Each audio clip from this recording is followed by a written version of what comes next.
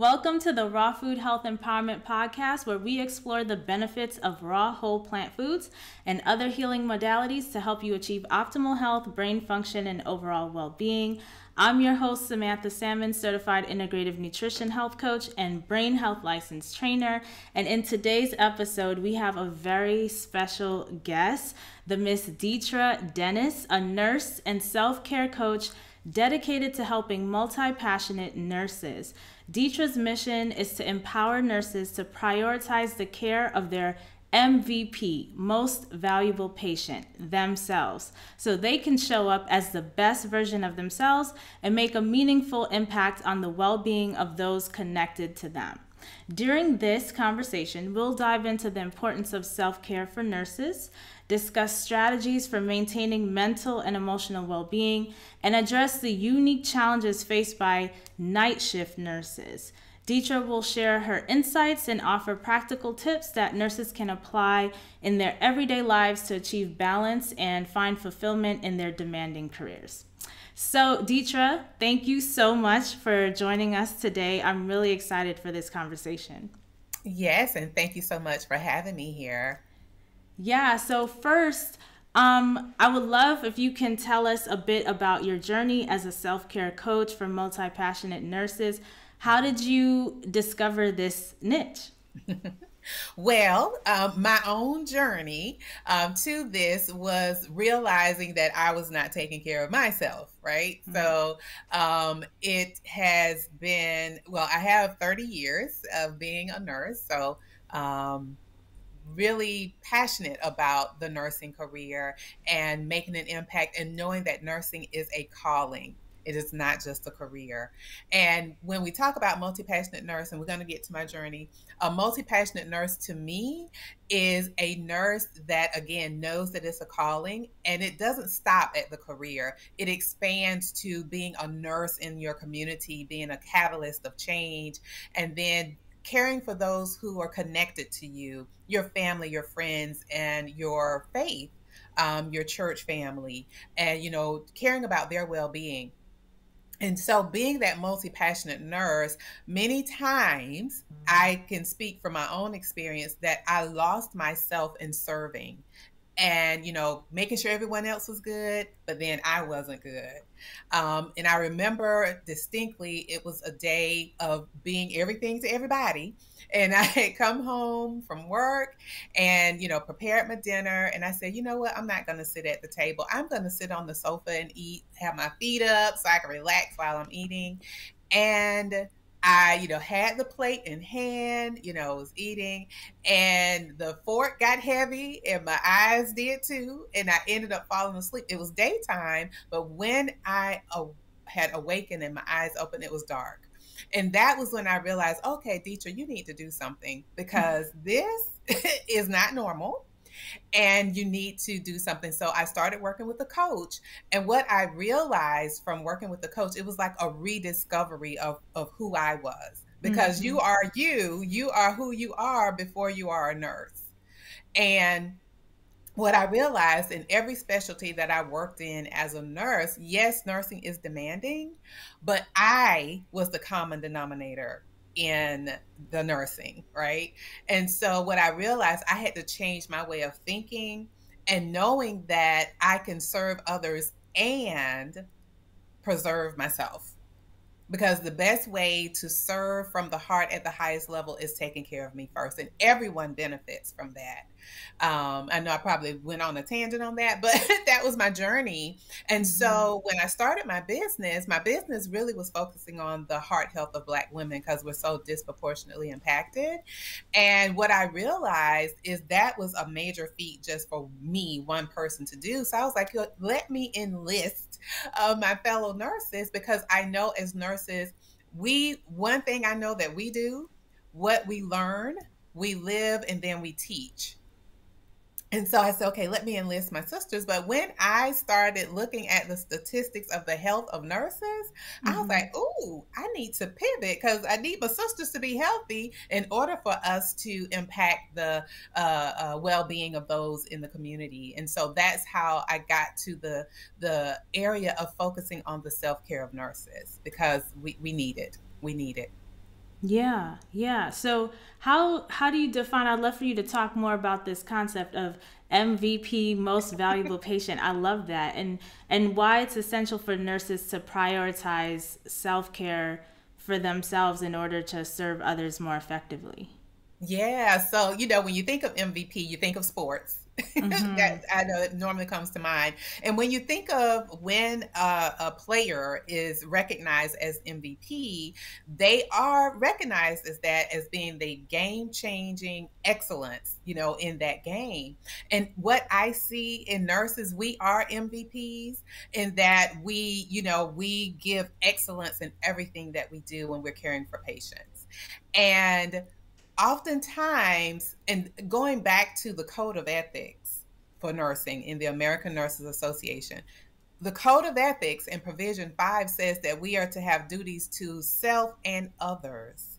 And so that to me is that, yes, you care for your patients, but you are the most valuable patient first so that you can show up and serve, be the best version of yourself, for the patient. So that's how I came up with MVP, because we are the most valuable patients so that we can serve, our patients well.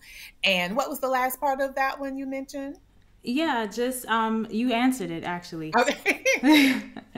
Yeah, so thank you for that. And I completely agree. I think even beyond nurses, folks who are in healing professions of all kinds, even, all sorts of public health professionals, first responders, all of these folks, it behooves them really to take care of themselves, because just to do the job. When I think about a nurse, I think about someone who's lifting people up, and I know from my personal experience, my grandma had type 2 diabetes. When she started on type 2 diabetes medication, she swole up.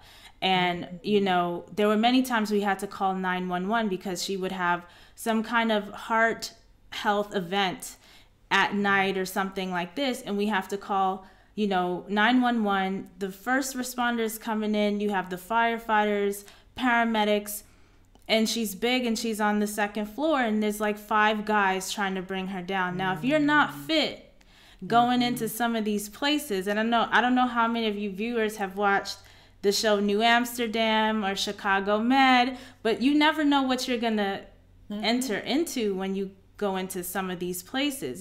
Sometimes it's the home of someone who is a pack rat, and you need to be physically able to deal with what the patients you have in front of you, and to deal with the situation at hand for your job. And so it totally makes sense.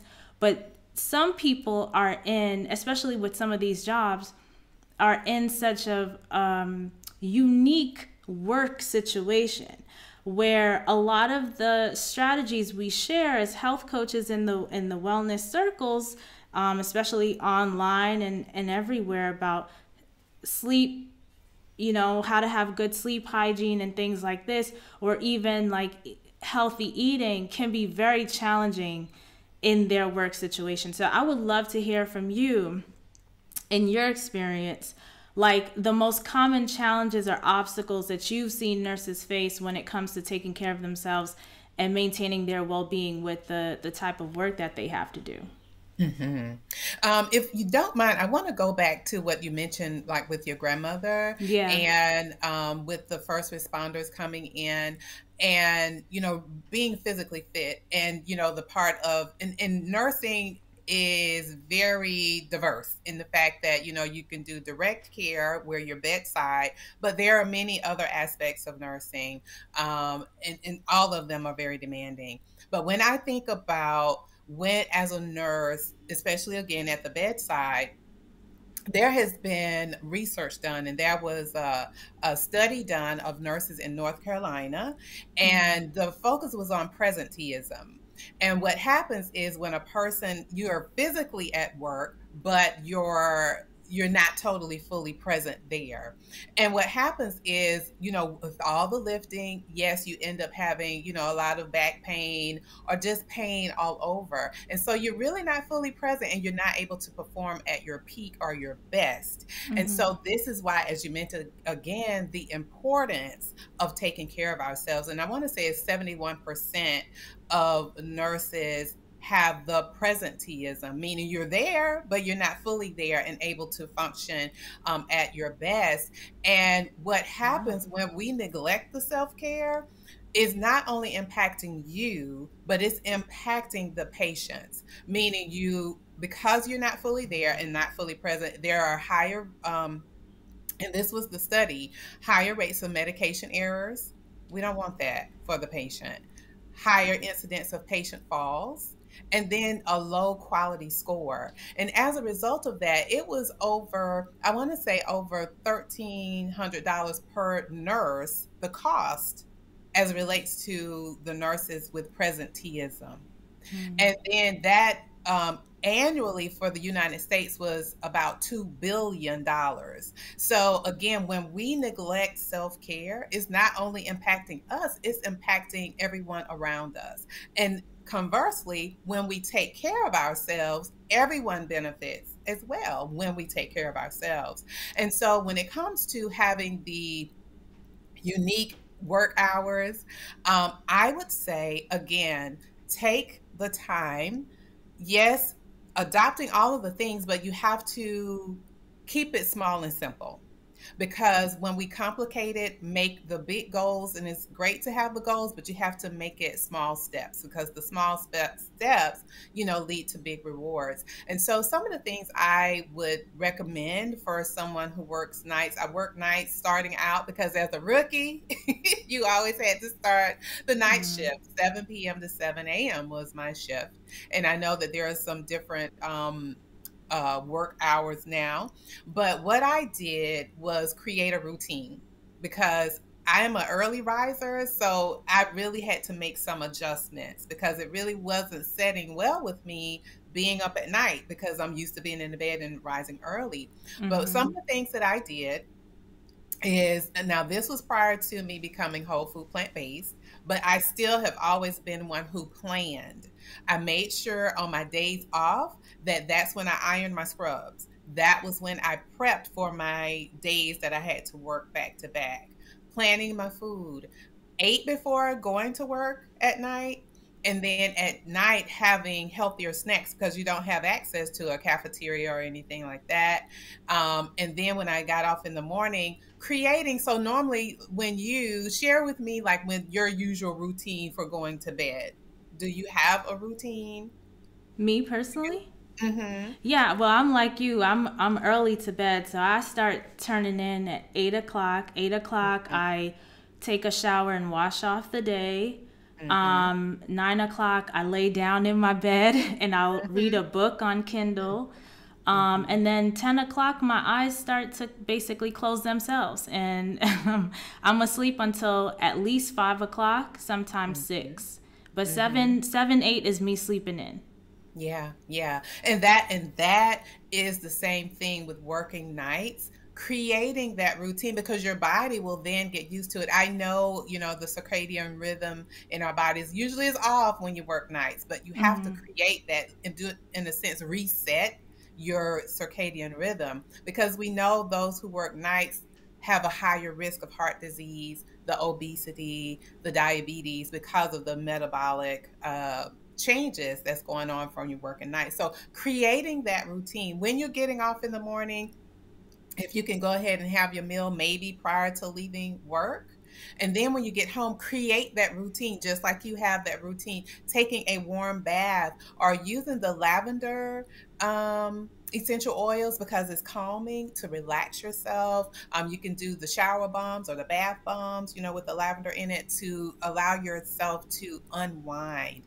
Journaling is always great, because in a shift, you see so many things, and Mm-hmm. your emotions are all over the place. You may have had a patient that went bad over the night, may have one that passed away, and you don't have time to debrief you're on to the next patient. So being able to journal your emotions, before going to bed, that all helps you to relax. Creating that routine, reading the book or whatever it may be to help you to relax, using the dark curtains, that helps because you want to create the night experience for yourself when you're getting off in the morning.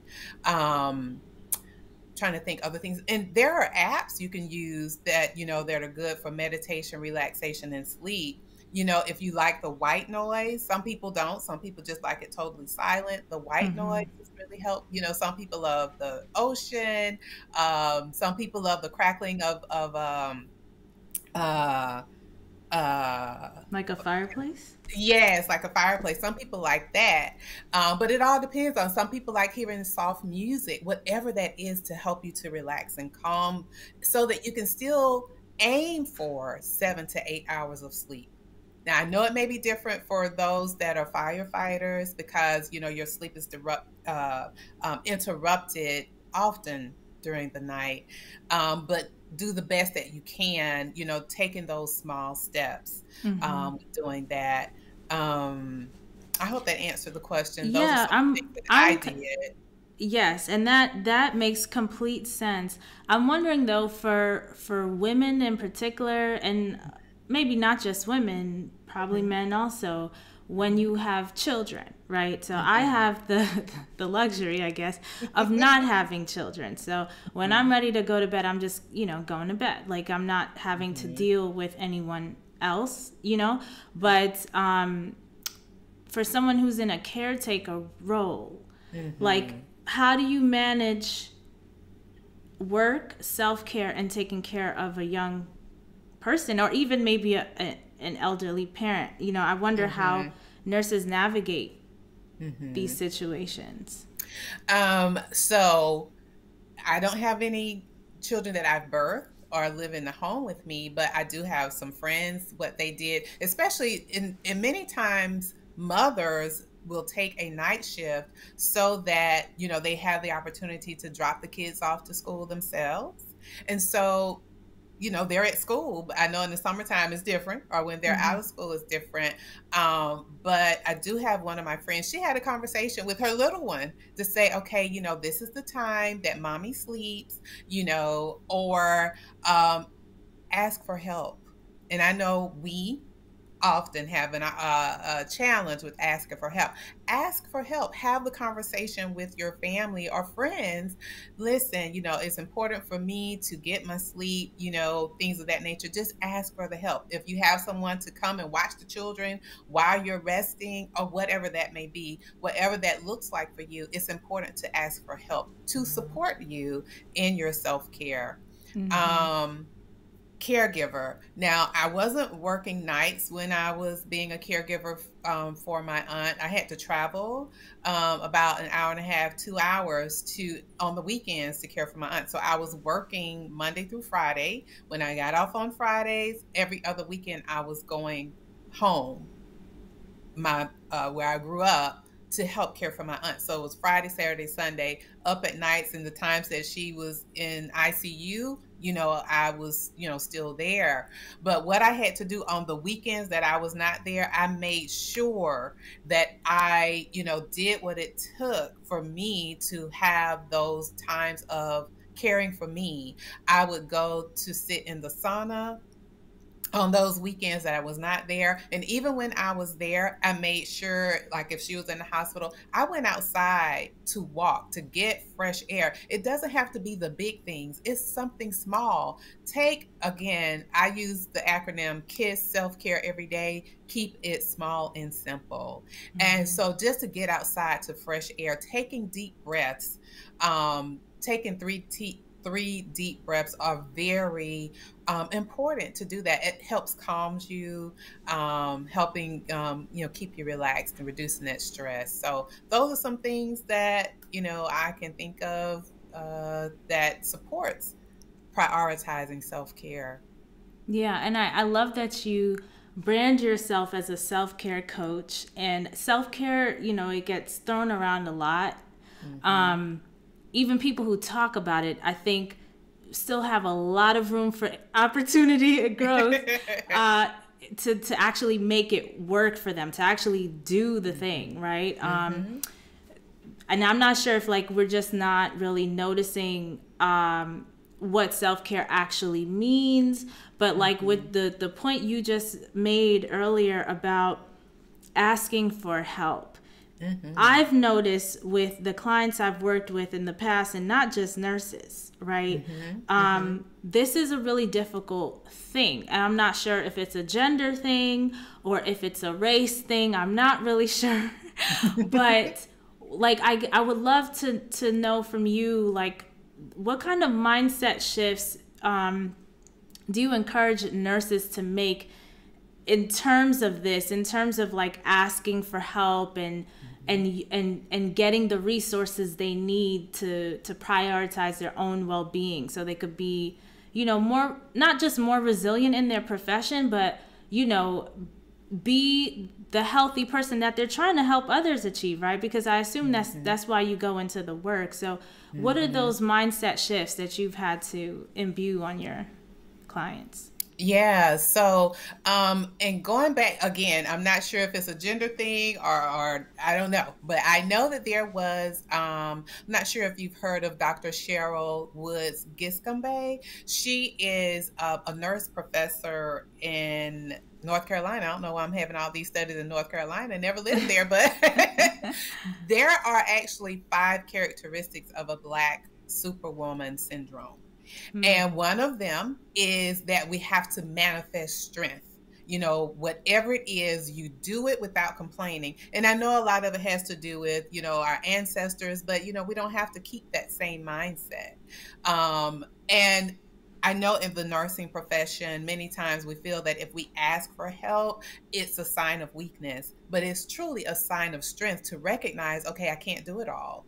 And I know we want to have that S on the chest as the superwoman, but can that S change to self-care? Yeah. And please, because of us wanting to manifest that strength, you know, we see the numbers of not just the nurses, but Black women in particular disproportionately being impacted by all of the chronic diseases, diabetes, heart disease, cancers. Let's shift our mindset and know that it is a sign of strength to ask for the support that you need. So that's one.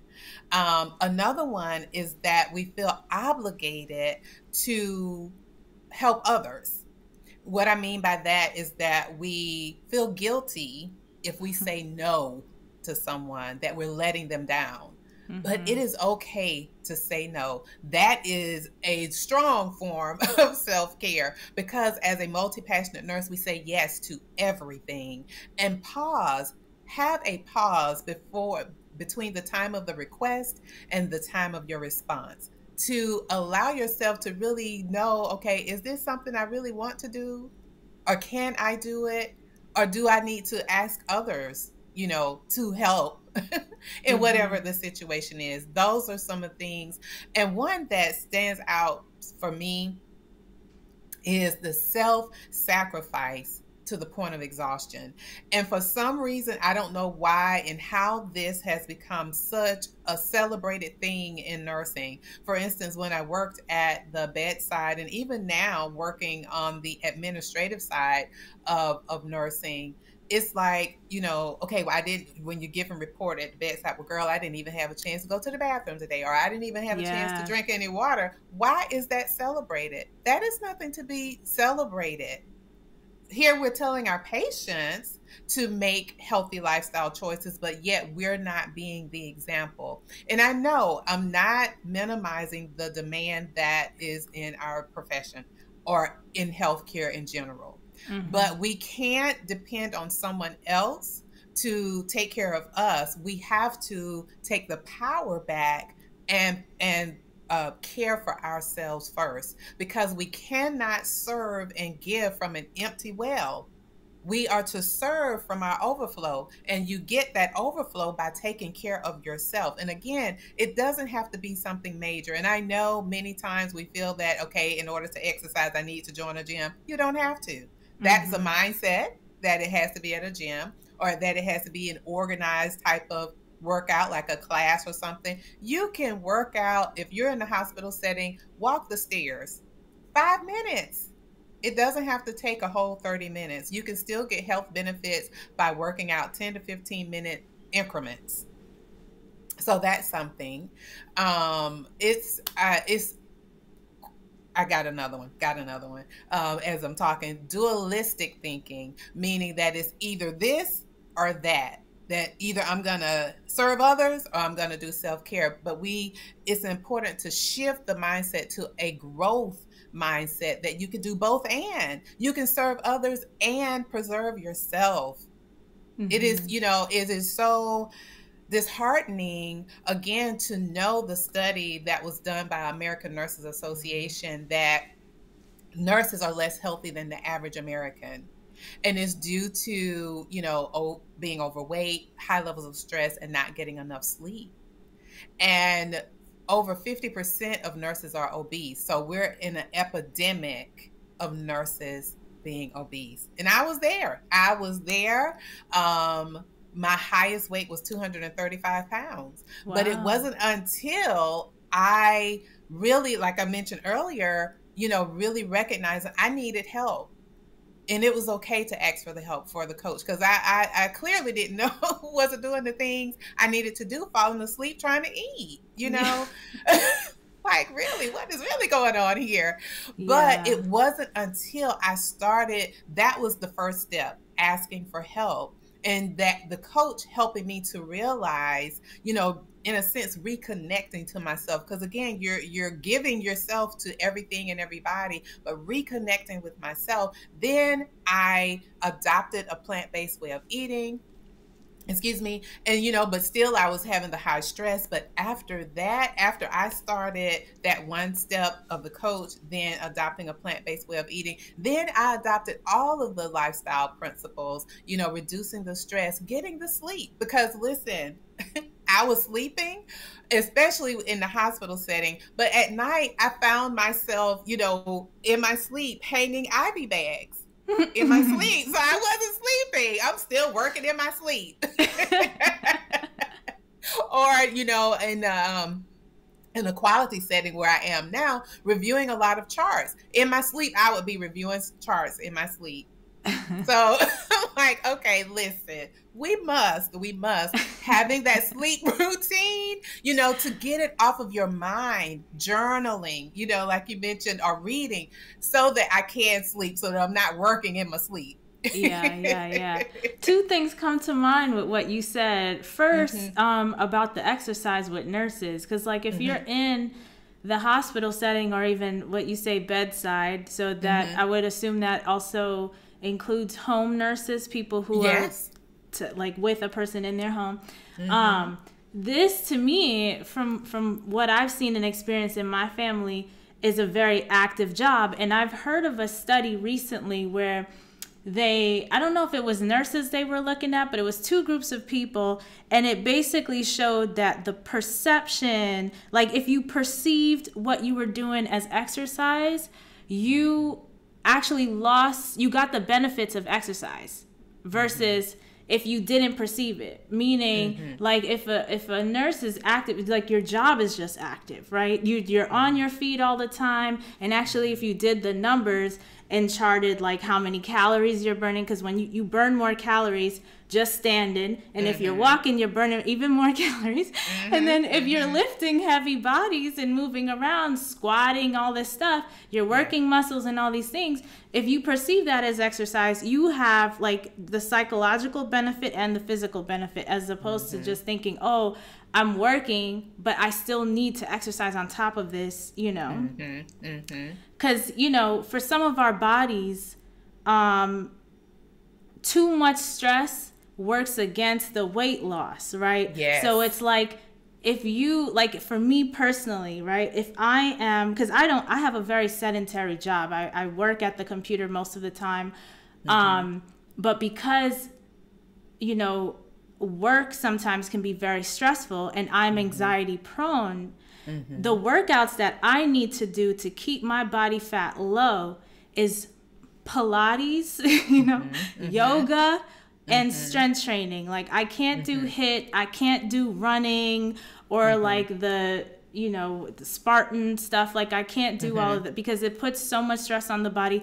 I end up gaining weight doing that, right? So sometimes for most of us, right, because the last stat I heard was like only 20% or 25% of the population is responsive to like intense activity, in terms of burning fat and things like this. And it's because we're living in a time right now, it's a really stressful environment. A lot of us are under chronic stress. So if you have a really stressful job, kind of rethink exercise for yourself. Maybe you're already doing it. It's already in. When I had a brick and mortar food establishment, I was picking up 40-pound boxes of celery and bananas, and I was on my feet all day. To do extra workouts on top of a 12, 16-hour day, it wasn't feasible. And that I was the fittest I had ever been in my life. I was eating raw vegan food. I was active. And all I was doing was my job. I wasn't doing like what you were saying. I wasn't going to really an exercise class. I would go to yoga maybe once or twice a week, But we, just kind of like sometimes I think we put too much pressure on ourselves. Yes. Trying to mimic someone else's version of healthy. And that stress, can, when we psychologically feel a way about a thing, there's physical manifestations, hormones being released, and it's causing all sorts of issues, Yes. Yeah. And the second thing I already forgot, but this part was the main thing, like how we perceive how we are living our lives. I think is really important.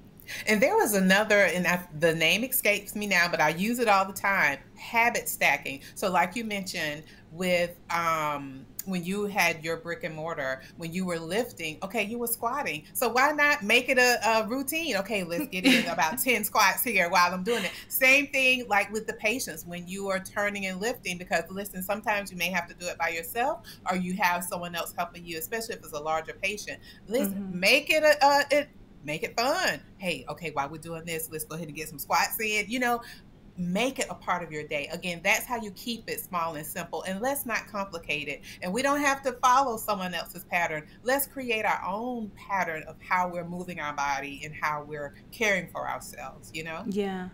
And I want to go back to the point you made about at one point you were 235 pounds, you said? Yes. So tell me a little bit about your weight loss journey. So in 2016, like I mentioned, the June of 2016 was when I started the coaching, life coaching, for me, my health. That was my reach out for help. And then December of 2016 was when I said, okay, you know what, Deitra, and it's a trickle effect. I mean, really, when you start taking care of yourself, it just expands and grows. So December was when I said, okay, you know what, if I want to be the model of others and teaching others about taking care of themselves, then I have to be the example and live it. And one other thing I want to say before going forward, one other mindset is, yes, as nurses, we know the importance of making healthy lifestyle choices, but there is a gap between us knowing and doing, and it is the being. We have to be it, and that's what happened for me in December. So I adopted a plant-based way of eating in 2016, and that was when I started losing, I like to say releasing weight. And then, like I said, I was making the healthy lifestyle choices with eating, but I was still not having the restorative sleep. I was still having the stress. And I wasn't consistent with moving my body.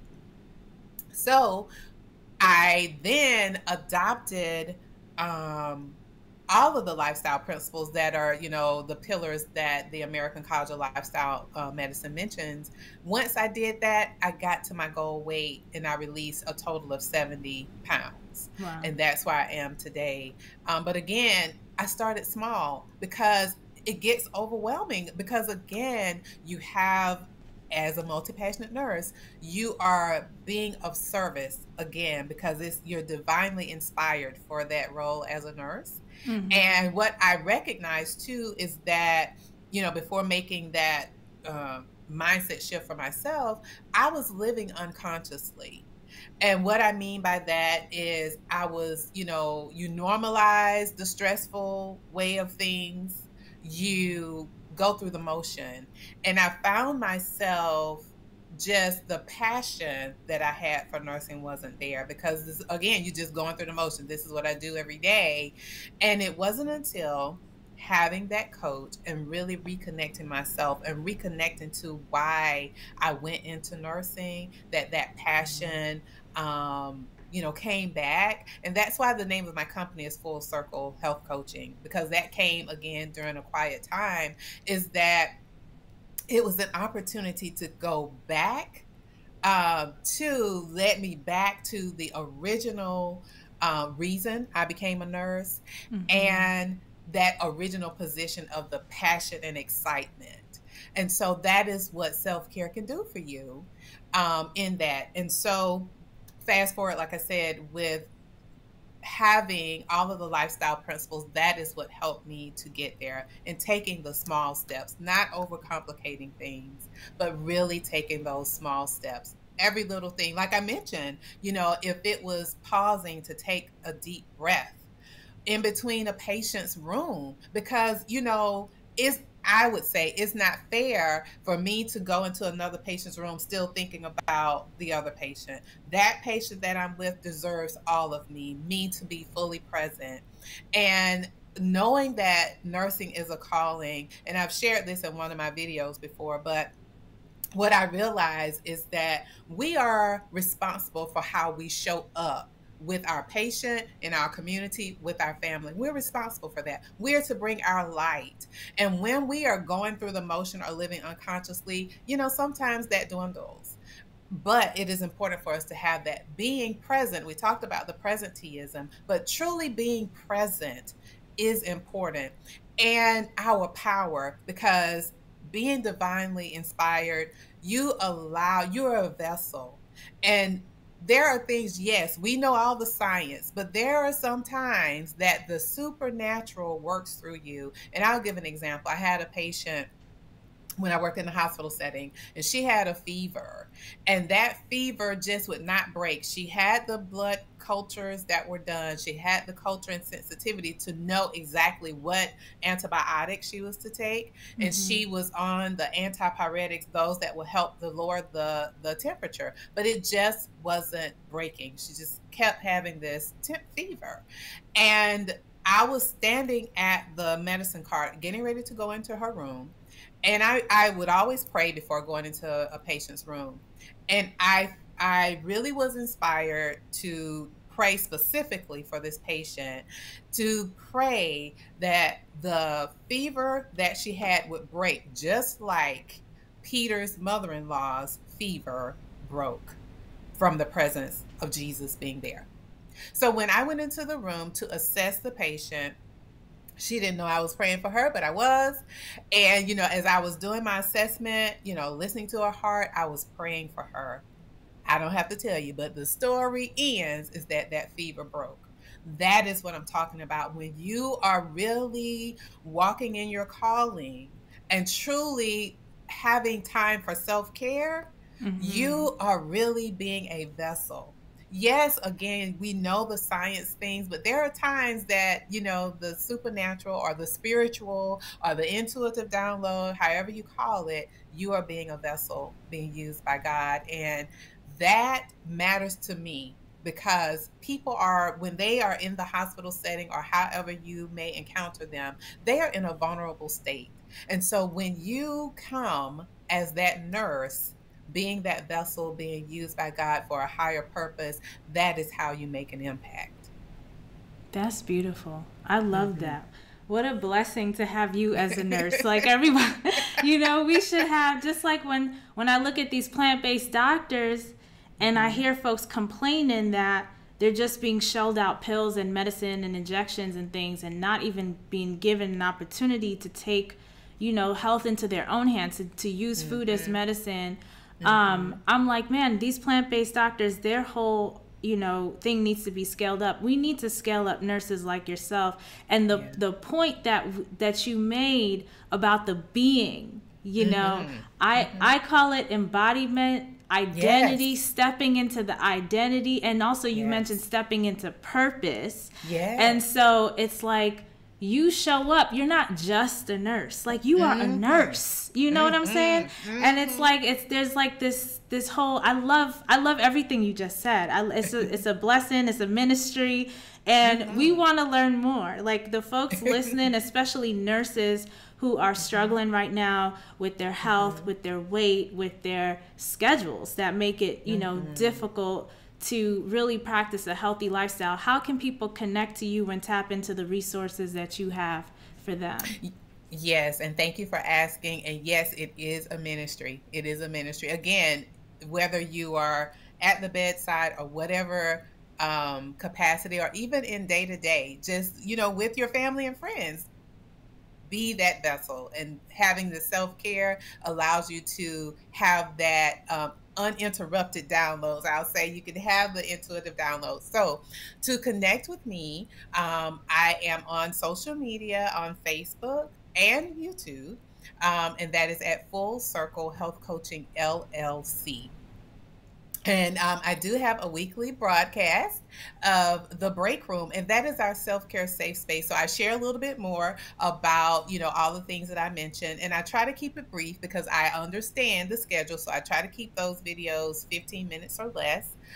Sometimes I might go a little over.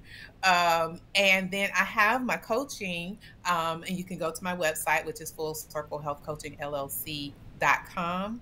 And so we just wrapped up my first nurse self-care challenge. It was a 5-day challenge for the Nurses Week, because that's the best gift you can give yourself is self-care.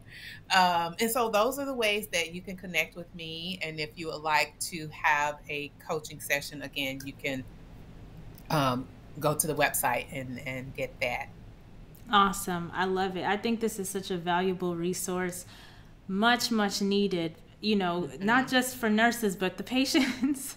Yes. We need healthy nurses. I mean, it's critical. And I think, it says a lot to the culture when you have health professionals that are the example of what we want to see our society look like, because we learn just by being in community from other people. They may not ever say a word, but how they show up, how they present, the spirit that they walk with, makes an impression on all of us. So I really thank you so much, Deitra, for this time and for being a blessing to the community and the work that you're offering folks. Thank you so much. Thank you. And thank you for all that you're doing, and having this platform to empower others. So again, we can show up in purpose, right? So that's what it's about, us living in our purpose and making an impact in our community. Thank you. And we'll have all the links to connect with Deitra in the show notes. So don't you worry. If you're looking to connect with her, just check the show notes out. Thank you so much for joining and watching today.